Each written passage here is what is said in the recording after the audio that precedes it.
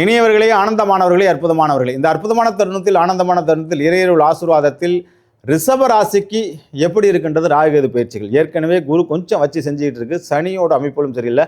ஆனால் அந்த ராகுகேது பயிற்சிகள் மகரத்துக்கும் சிம்மம் கடகத்துக்கும் வரக்கூடிய ராகுகேது பயிற்சிகள் குருவோடு சேர்ந்து கேளையோகத்தை ஏறக்கூடிய ராசிகள் ரிஷப ராசிக்கு கொஞ்சம் விடுதலைகளையும், கொஞ்சம் மன நிம்மதியும், கொஞ்சம் மகிழ்ச்சியும், கொஞ்சம் ஆனந்தத்தையும், கொஞ்சம் செல்வாக்கையும், கொஞ்சம் செல்வாக்கையும் கொடுத்து ஒரு நல்ல ஒரு பயிற்சியாக அமைகின்றது. நண்பர்களே, சிம்மராசி ரிஷபராசிக்காரர்கள் வாழ்வில் சொந்த வீட்டுக்கு குடிபோகக்கூடிய வாய்ப்பு இருக்கின்றது. வெளிநாட்டு யோகங்கள் அடையக்கூடிய வாய்ப்புகள் இருக்கின்றது.